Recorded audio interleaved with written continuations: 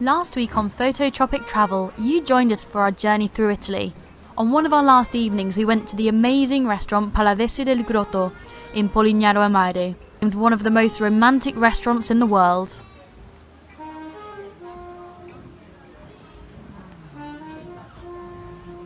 We were going to miss the cheap wine and relaxing sunsets, but we were excited for Greece. Going to Greece, say we are going to Greece. We are going to Greece, say we are going to Greece. We took our own reclining beach lounges onto the ferry and found a spot on our own private helipad with views like this.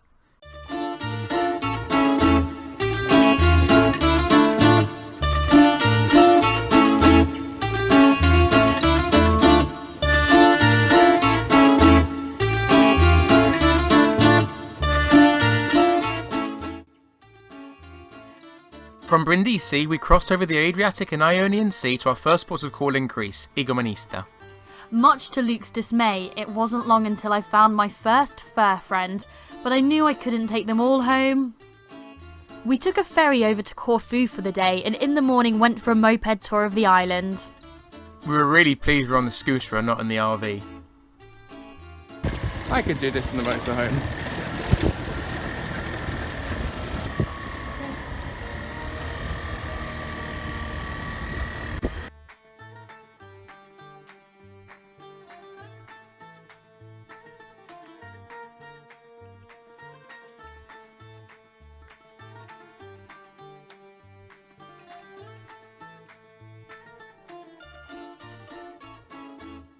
Then in the afternoon we went snorkeling off a tiny beach we stumbled across with a fairly well-hidden access.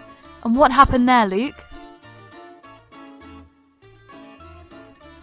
I dropped the GoPro in the sea and it fell to about 12 metres of water.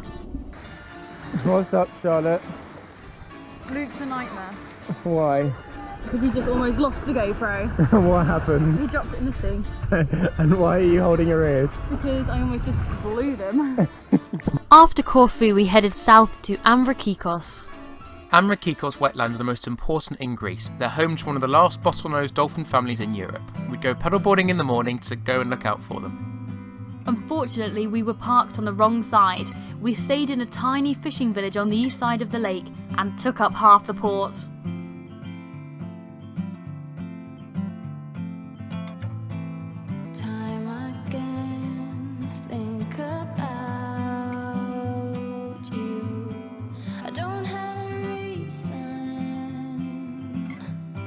I don't have a reason to pretend that I want to face another season draped around illusions. So many roads come to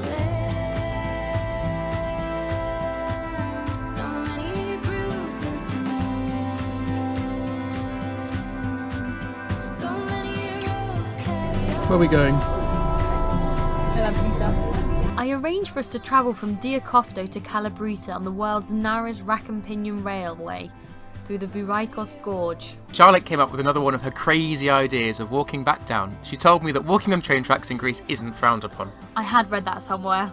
There was no way I was agreeing to this. It was August, baking hot, despite seeing a ski shop in the town.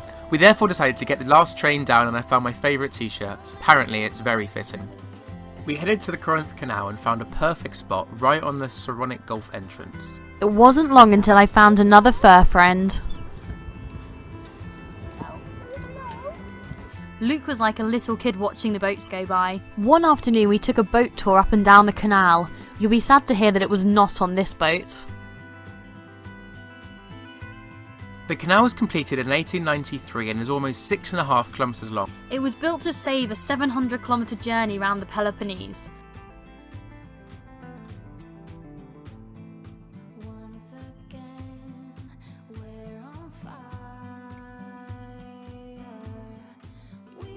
We then began heading further around the coast to Athens, stopping halfway to spend a few days at a quiet beach. Here, you may think Charlotte was heading to a festival, but no, she thought it'd be a great idea to go prawn fishing. Or at least try to. I did catch 2 sea slugs and a baby prawn. I did get very bored very quickly but didn't want to return empty-handed. From here we went to Athens, the heart of ancient Greece. We marched around the site, but it was far too hot and there were way too many people. Later that evening we went to an outdoor cinema and watched Mamma Mia 2. We loved the movie but felt cheated the following day when we found out that although it's set in Greece, it was actually filmed in Croatia.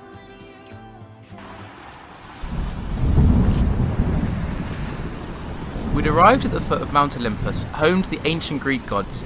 Zeus spared no time in welcoming us on our first night by throwing his lightning bolts about.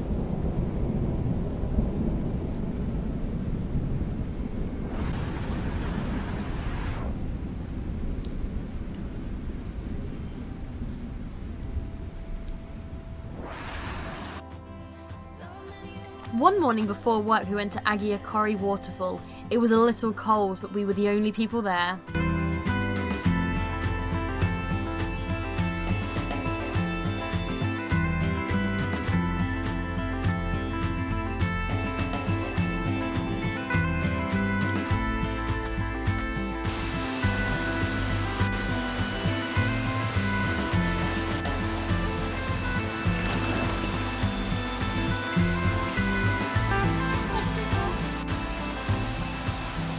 Oh, that was warm, that was nice. Get in, you wimp. Cold though. Come on.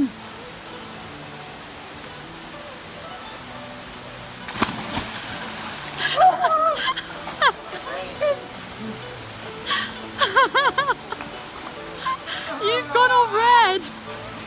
That's cold! Yeah, but we were not that fortunate. As on the way back the scooter broke down and we had to push it for about 2 kilometres.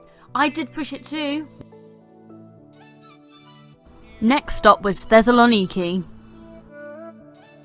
Our first task in Thessaloniki was to find a garage that could fix our motorbike. We really hoped that it wouldn't be a write-off. Smile. Over the next few days we used the bikes quite a bit, finally putting them to some use. We rode along the Great Thessaloniki Paseo, which was always bustling with life, even late into the night.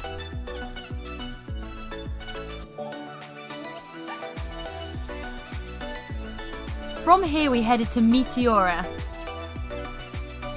Meteora is an incredible rock formation in central Greece, and there are 6 Orthodox monasteries built upon the natural rock pillars. It looked like something out of this world.